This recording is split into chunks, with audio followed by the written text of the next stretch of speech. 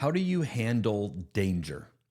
Now, the last few weeks, our family was able to vacation in Oregon, and the weather was much cooler. So we were able to actually enjoy some meals outside.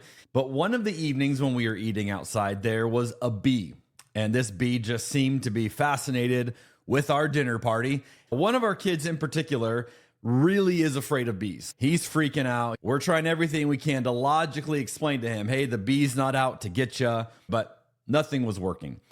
So finally, my wife decides she's going to Google bee facts to make the bee not seem so scary. And so she starts reading these random facts about bees, and it starts to calm him down a little bit until she gets to one fact where she goes, oh, apparently bees can recognize and remember human faces. And we all looked at each other and our eyes all get big like, what? And let's just say that didn't help. The sense of impending doom and danger, it was not alleviated by that little tidbit that maybe, in fact, the bee was targeting him and had seen his face and had locked in on him. That was not the most helpful thing. But that's how we often handle danger. We figure out what do we do about it. Now, today in our story, we're going to look at Jesus is in danger. And we're going to see how this is going to build, but we start to see that there are ongoing threats against him, and we get to see how Jesus handles that. So we're going to read in John chapter 7, beginning in verse 1. After this, Jesus traveled around Galilee. He wanted to stay out of Judea, where the Jewish leaders were plotting his death. Seems like a good reason. But soon it was time for the Jewish festival of shelters. And Jesus' brothers said to him, leave here and go to Judea where your followers can see your miracles. You can't become famous if you hide like this. If you do such wonderful things, show yourself to the world. For even his brothers didn't believe in him. Now here we have a change of context from a lot of the stories we see about Jesus. He's not having a conversation with his disciples. He's having conversation with his brothers, the biological sons of Mary and Joseph. Now we find out that they didn't believe Jesus was some of the things that Jesus was claiming to be. So they give him a mock invitation. Don't you want to be famous? Jesus, here's a great way for you to be famous. And I suspect that's really what they thought all of this was about. Jesus is just saying these things. He's doing these things because he wants the attention. He wants the fame. I mean, can you imagine how hard it would be to be Jesus's little brother? Like have Jesus be the example that came before you. All your teachers meet Jesus first, and then they compare you. Oh, you're Jesus's sibling? I mean, that would be difficult, and you can imagine them working through this. Now, we know from church history that at least one of Jesus's brothers is going to change his mind in the years to come. It's a brother named James. In fact, there's a book in the New Testament called James that is attributed to the brother of Jesus. And in Acts 15, James is a key leader in the Council of Jerusalem that the early church has.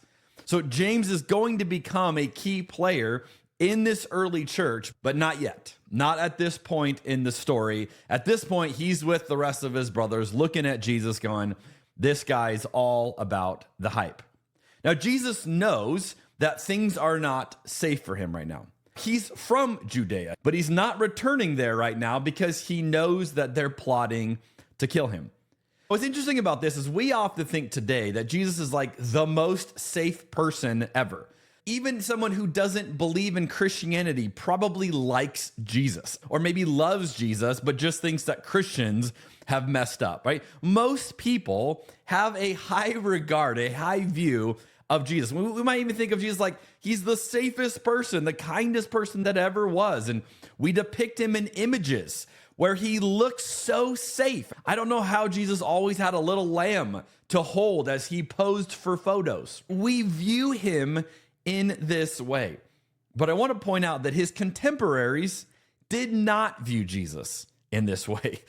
In fact, there was open hostility toward him, and Jesus was well aware of it.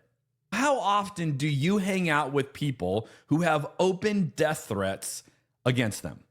Now, it depends on your circle of friends and connections, certainly. I have known a handful of these people in my life, but the people I hang out with day in and day out don't usually have open death threats against them. But if you were to hang out with Jesus, this was starting to become a normal part of that reality. And Jesus is trying to grapple with this. Then we get to verse 6. Jesus replied, "Now is not the right time for me to go, but you can go anytime. The world can't hate you, but it does hate me because I accuse it of doing evil. You go on. I'm not going to this festival because my time has not yet come." After saying these things, Jesus remained in Galilee. Check this out. But after his brothers left for the festival, Jesus also went, though secretly, staying out of public view. I love this.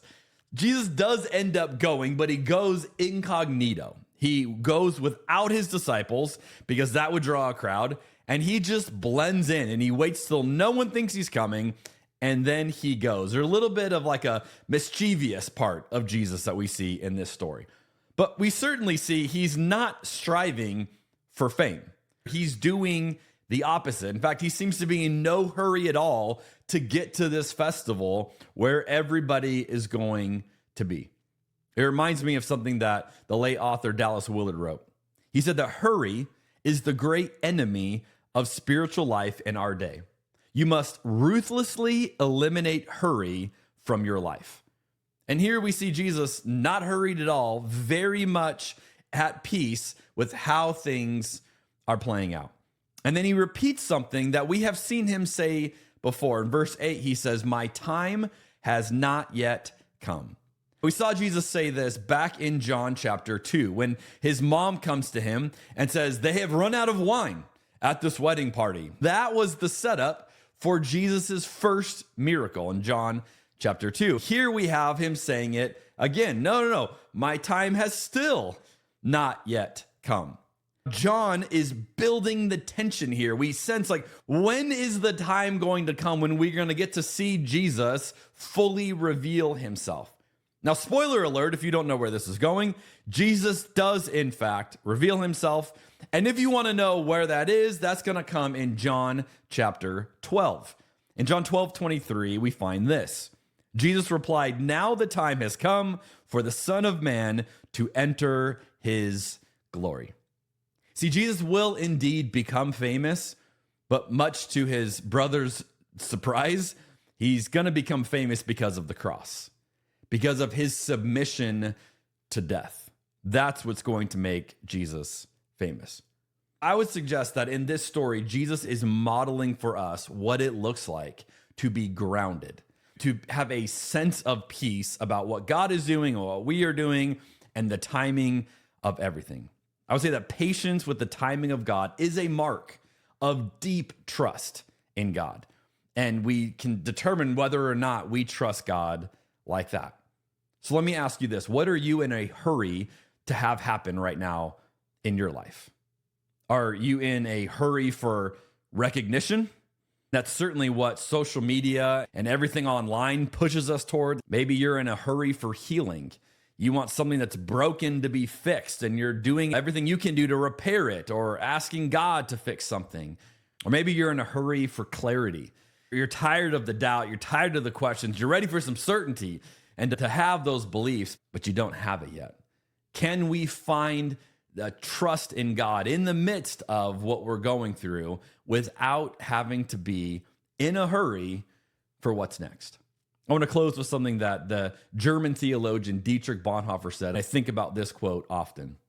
He says, "Isn't it the characteristic of a man, in contrast to an immature person, that his center of gravity is always where he actually is, and that the longing for the fulfillment of his wishes cannot prevent him from being his whole self wherever he happens to be?" Can we be exactly content with where we are, fully be us where we are, and trust that God is meeting us in this space? I'll see you next week on Rebuilding Faith.